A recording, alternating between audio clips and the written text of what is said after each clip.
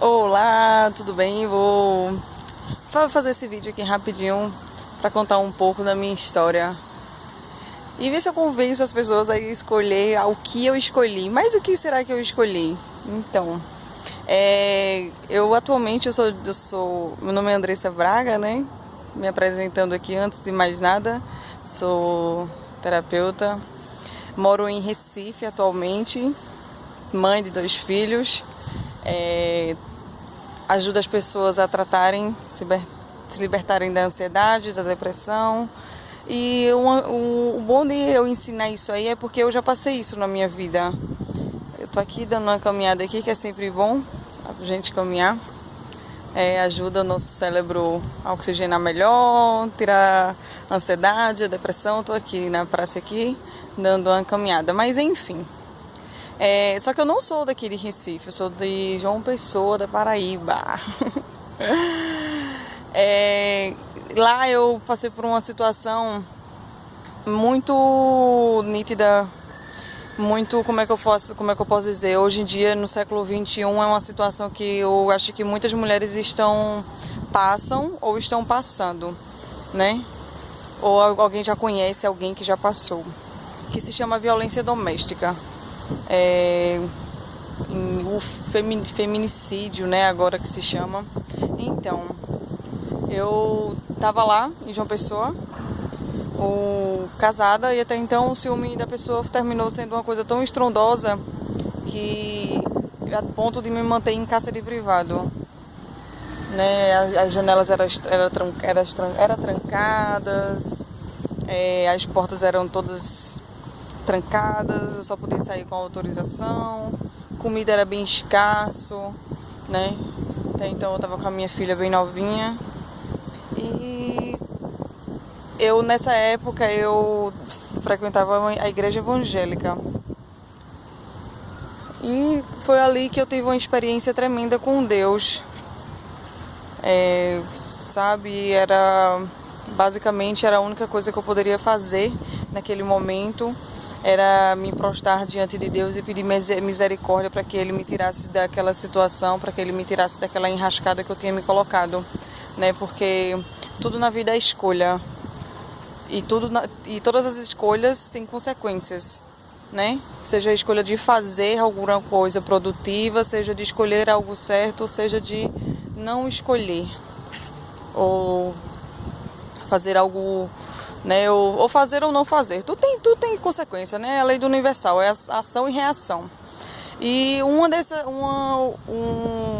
eu passei basicamente quase um ano vivendo numa situação dessa, onde a alimentação era só 3 alimentações por dia, banheiro eu não poderia passar muito tempo dentro do banheiro.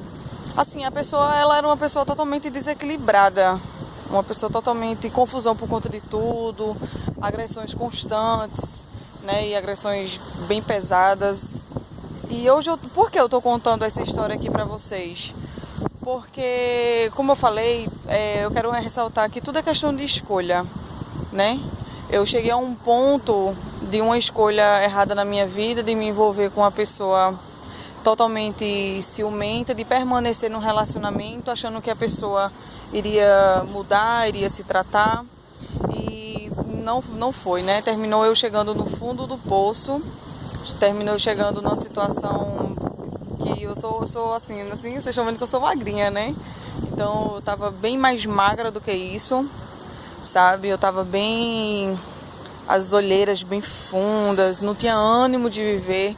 E fora a agressão física, fora o cárcere privado, ainda tinha agressão verbal.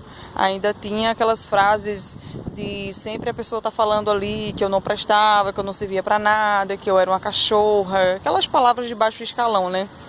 E aquele xingamento. E constantemente eu ficava escutando essas situações. Constantemente eu ficava passando por esses momentos de violência física, verbal e emocional, né? Até então também um pouco de estupro, até porque numa situação dessa mulher nenhuma vai querer ter relação com a pessoa, e às vezes eu tinha por conta que era obrigação, ou porque se eu não fizesse tinha confusão, tinha agressão, sabe? Assim, uma situação bem complicada que hoje em dia, infelizmente, está sendo uma coisa normal na vida das mulheres, né? Esse tipo de coisa, agressão física, agressões verbais, né? Por conta dos seus companheiros, dos seus parceiros. Então, eu cheguei no fundo do poço nessa situação, sabe? A ponto de me culpar tremendamente, porque eu me culpava muito. Fora a questão que eu passava com ele, ainda tinha a minha questão psicológica, que eu me culpava muito.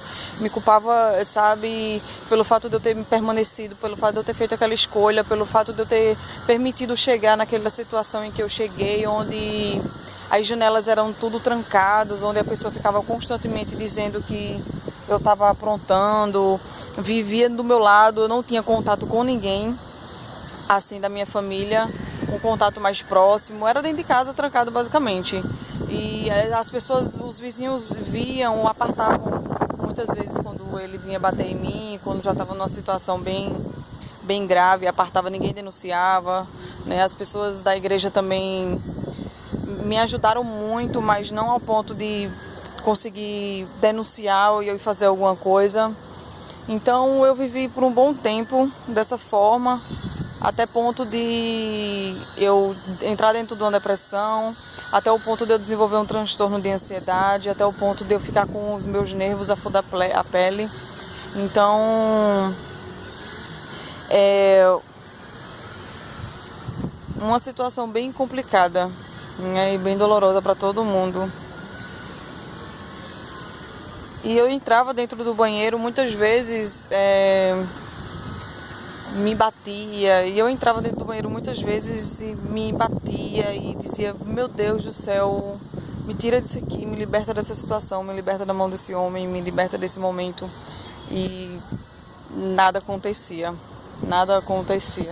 E eu ia no banheiro e me batia e dava murro na minha cara e dava tapa na minha cara, inconformada porque eu estava vivendo numa situação daquela e, me automutilando. E, nossa, uma situação super, onde a pessoa... Eu não tinha mais esperança de viver.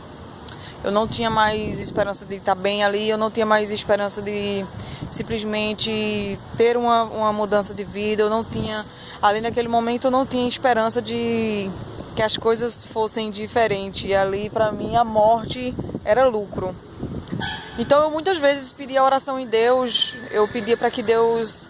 Nossa, tanta gente no hospital de câncer querendo ter a saúde que eu tinha, tantas pessoas nos hospitais doentes, tantas pessoas no leito de morte, e eu estava ali bem saudável, com o meu corpo físico, com a minha saúde bem, e eu não estava podendo usufruir. Que eu pedia a Deus para que Ele tirasse a minha vida, para que Ele desse a minha saúde para outras pessoas.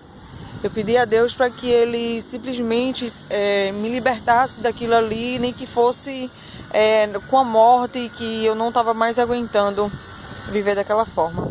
E que Ele simplesmente, tivesse misericórdia das pessoas que estavam clamando por um dia de sol, né? E eu estava tendo e não estava podendo fazer nada. Então, eu pedia muito para que... As minhas orações eram essas, que Deus tirasse a minha vida, que Deus tirasse a minha saúde e desse para uma pessoa que estava no hospital de câncer, porque não fazia lógica eu estar vivendo daquela forma. E há momentos que eu me automutilava, momentos que, eu cheguei no fundo do poço emocional, no fundo do poço físico, no fundo do poço financeiramente. Eu estava numa situação em que só da pessoa olhar pra mim dava vontade de chorar, quem realmente tinha um coração puro, quem realmente via a situação em que eu estava vivendo. E só que eu orei, pedi muito a Deus por muito tempo e nada aconteceu. Até o momento em que meu filho começou a ter reações. Meu filho, ele tem 11 anos hoje, na época ele tinha de 6 para 7. Até o momento que meu filho começou a ter reações Ele começou a não responder na escola, ele começou a ficar agressivo na escola, ele começou a não fazer a tarefa, ele já não era mais animado como antes, ele já estava ficando uma criança triste, abatida. Também não é para menos, né? E na escola era o único local aonde eu entrava que ele não entrava junto. Na sala da diretora era o único canto onde eu ia e ele não ia. Para todo canto que eu ia, ele ia. Se eu demorasse muito do banheiro, ele batia na porta mandando eu sair. Se eu fechasse a porta do quarto, ele arrombava o quarto, a porta do quarto. Se eu fosse na padaria, ele estava junto comigo. Se eu fosse na esquina, ele estava junto comigo, sabe? Então, ali na escola do meu filho era o único local onde ele não entrava. E pelo fato de ele não ser o pai do menino, pelo fato o nosso companheiro aqui, ó, ali, ó, relinchando, pelo fato de ele não ser o pai do meu filho, a diretora não deixava ele entrar, né? Porque queria ter uma conversa particular comigo. Foi quando a gente juntou diretora, assistente social, psicóloga, que tem que ter dentro da escola. Ele tá querendo ali aparecer também, ó. Aqui eu tô na praça aqui. Tem cavalo aqui, olha como é que tá, só olhando.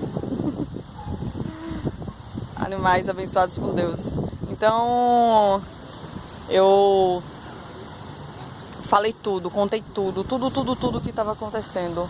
Contei tudo que estava se passando, contei tudo que estava acontecendo dentro de casa, sabe? Pedi ajuda, pedi socorro para que eles tomassem alguma providência, para que pudesse ser feito alguma coisa, porque ninguém fazia, ninguém tinha coragem.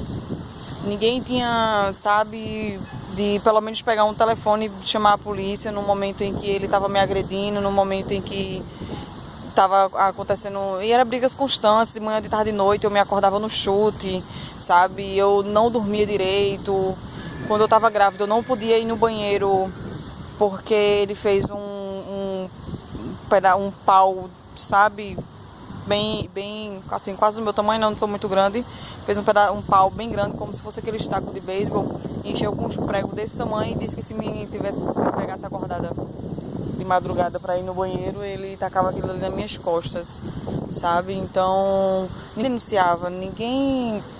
E ali naquele momento que eu estava na escola, foi ali o momento em que eu disse, nossa, é agora que eu vou conseguir, é agora que eu vou conseguir me libertar. E meu pai, ele é daqui de Recife, era a única pessoa que eu tinha contato, era a única pessoa que eu falava, e também nesse momento eu consegui falar com ele e dizer para ele que se de repente acontecesse alguma coisa eu poderia vir para Recife. Ele, como pai, sempre abriu as portas do coração, da mente, da casa para poder me ajudar. Então, só que aí passou, a assistente social denunciou, passou uma semana, ele não desconfiou. Passou uma semana, eu pedindo, orando para que Deus me abençoasse, para que Deus me libertasse daquilo ali. Aquela ansiedade, né? Aquela sede por liberdade que a gente quer quando aconteça alguma coisa, né? Aquela ansiedade em cima de um propósito, em cima de alguma coisa, e simplesmente não aconteceu. Passou uma outra semana e simplesmente também não aconteceu. Ela denunciou de novo e simplesmente nada.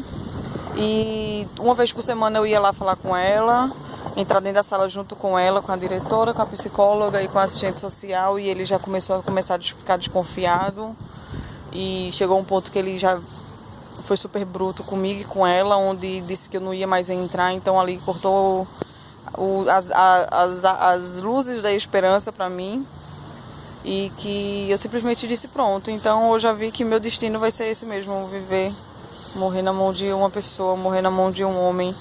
Então, eu ficava frustrada, sabe, inconformada, porque eu não entendia como é que ela já tinha denunciado diversas vezes e nada acontecia, como ela já tinha denunciado várias vezes e a polícia não tinha batido lá ainda, sabe, eu não conseguia entender. Até um ponto que, isso aí acho que durou quase um mês. Eu não tinha telefone para me comunicar com ninguém, o telefone era com ele, e mesmo assim, se eu fosse ligar para alguém, ele ficava do meu lado, assim, escutando no ouvido, sabe? Uma situação bem horrível mesmo. Nenhum ser humano, não desejo isso para o meu pior inimigo. Então eu não tenho inimigo, né? Não desejo mal de ninguém, mas, como diz o ditado. Então, foi quase um mês. Foi aí que a ponta de esperança se transformou no sofrimento 3 vezes maior, onde ali eu disse, nossa, aqui não tem jeito mais, aqui eu acho que eu vou ter que viver dessa forma. Até um dia em que eu ia para a igreja, ele ficava na porta da igreja, que ele não entrava dentro da igreja, sabe? Eu conversava com a pastora e ele ficava do lado escutando tudo. E ali foi quando eu justamente disse, nossa, não tem condições. Agora tem que viver, me conformar, né? Até o dia que ele me matar numa surra dessa que ele me der. Então, numa quinta-feira de dezembro, eu sempre lia muito a palavra de Deus. E lá na palavra de Deus, nesse dia eu abri numa página que tem no Salmo 40, para esperar no Senhor. Eu não lembro basicamente como é que o versículo completo, mas é isso que tem dizendo lá no Salmo 40, primeiro versículo, para esperar no Senhor. Então, eu peguei e disse, bom, não tem outra coisa a fazer, né? Tem que esperar para que Deus haja numa situação dessa. E simplesmente fiquei tranquila, me conformei. Não fiquei mais brigando, relutando, sabe? Me questionando porque Deus ainda não tinha feito nada. Simplesmente eu perdi as esperanças. Chutei o pau da barraca e tá bom, não vou mais lutar, não vou mais fazer, não desisto, eu desisto. Não quero mais, também não, sabe, não vou estar mais batendo de frente com Deus, né? Quando a gente quer alguma coisa, a gente às vezes fica batendo de frente com Deus. Então, quando eu simplesmente desisti, tirei o foco, a ansiedade e achei que ali já era o meu fim, isso foi numa quinta-feira. Na sexta-feira, depois do almoço, às 3 horas da tarde, a polícia bateu na porta da minha casa. 4 guardas da Polícia Civil, onde levou ele e a minha filha recém-nascida para a delegacia. Eu deixei meu filho na casa do vizinho. E nossa, ali foi o momento mais feliz da minha vida. Tirando o nascimento dos meus filhos. Ali foi onde eu não sabia o que é que eu sentia. Eu não sabia se eu chorava, sorria, se eu pulava de alegria, mas eu tinha que me manter como se nada tivesse acontecendo, porque para que ele não percebesse.